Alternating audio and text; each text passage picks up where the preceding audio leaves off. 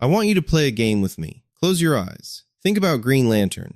What do you see? You probably see emerald energy crackling across space. You see a glowing ring projecting impossible constructs, giant fists, shields, spaceships, all radiating that signature neon green. You see heroes in black and green uniforms leaving trails of light as they fly. You see color, brightness, cosmic spectacle. Now open your eyes and watch the Lantern's teaser. See that muted color grading? Those earth tones, that small-town America aesthetic that looks like it was lifted straight from a CSI spinoff? That guy floating through the air in a leather jacket with no glow, no energy signature, just hovering? Congratulations. You've just experienced the weirdest creative choice DC has made in years. They took the most visually distinctive heroes in comics and made them look like every other prestige TV drama on HBO. And the wildest part, I think, they did it on purpose. Let's address the elephant in the room. The 2011 Green Lantern movie didn't just fail, it became a punchline. Ryan Reynolds himself won't stop making jokes about it. Deadpool devoted an entire post-credits scene to going back in time to kill it. The cheeky suit became shorthand for studio interference gone wrong. And I get it. That movie traumatized an entire generation of executives. It lost Warner Bros. A fortune.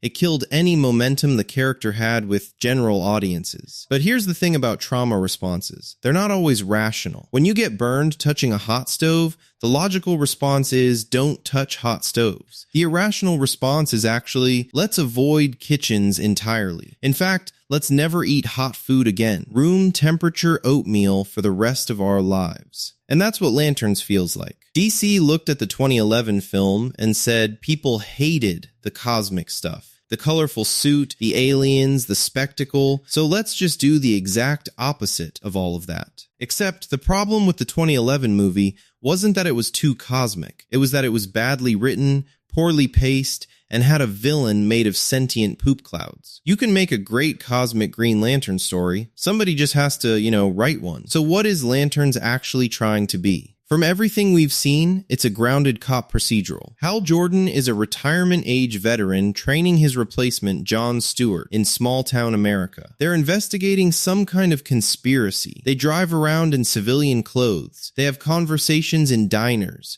The trailer is all brown leather, gray skies, and true detective cinematography. There's a closet scene where we see Hal's suit hanging up like a costume he has to physically put on, not generated by the ring. Not manifested by willpower, a practical, in-universe suit that he keeps in his bedroom like it's a Halloween outfit. And look, I'm not saying this can't work. The buddy cop dynamic between Hal and John could be great. Kyle Chandler is a phenomenal actor. The show clearly has HBO money behind it and looks professionally made. But it also looks like a show that's terrified of being a Green Lantern show. Here's what really bothers me about the aesthetic choices, and I mean really bothers me. Green Lanterns are defined by their color. It's not incidental. It's not decorative. The green is the point. The entire emotional spectrum concept in DC lore is built around colors representing different emotions. Green for willpower, yellow for fear, red for rage, violet for love.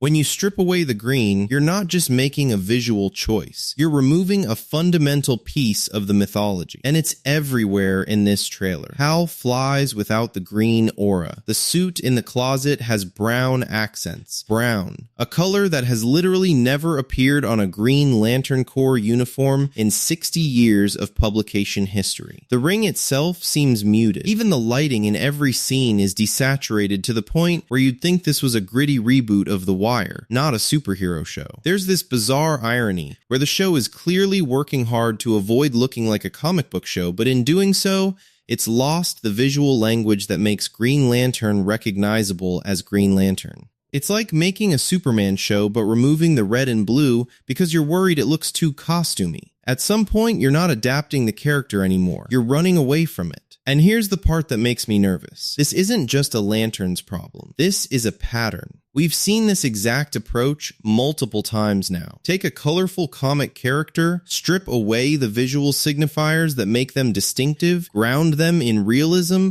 delay the costume reveal until the finale, and hope that by making it look like prestige television, audiences won't notice you're embarrassed by the source material. Daredevil did it. Luke Cage did it. Half the Marvel Netflix shows did it. And some of them work. Daredevil Season 1 is genuinely great television. But the ones that worked weren't great because they avoided being comic book shows. They were great because they were well written, well acted, and well directed.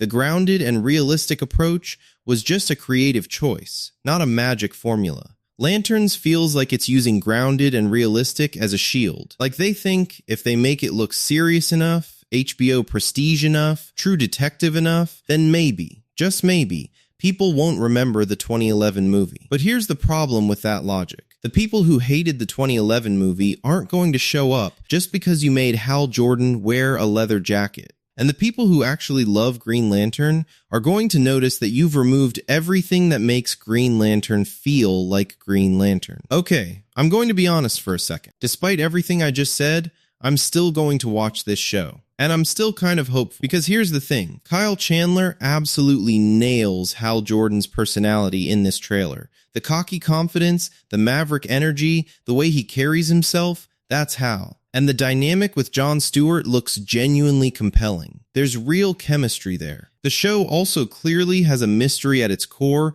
that seems legitimately interesting. There's destruction, conspiracy, something bigger than a small-town investigation happening beneath the surface. And honestly, maybe this is what Green Lantern needs right now. Maybe the brand is so damaged that you do need to ease audiences back in with something more grounded before you can go full cosmic spectacle. Maybe this is the Batman Begins approach. Make a serious, grounded first entry that rehabilitates the property, and then you can get weirder in the sequels. I just wish they hadn't removed quite so much green along the way. Lanterns made a choice. They looked at the most colorful, cosmic, visually spectacular heroes in DC Comics and decided to make a show that looks like it could be set in the Breaking Bad universe. And maybe that choice will pay off. Maybe the writing will be so good, the performances so strong, the mystery so compelling that none of the aesthetic stuff will matter. But I can't shake the feeling that they're trying so hard not to be the 2011 movie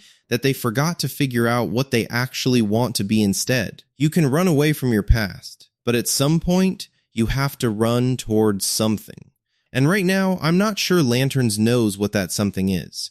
The show premieres soon. We'll see if I'm wrong. I genuinely hope I am. But for now, all I can say is they removed green from the title. And apparently, they removed it from everything else too.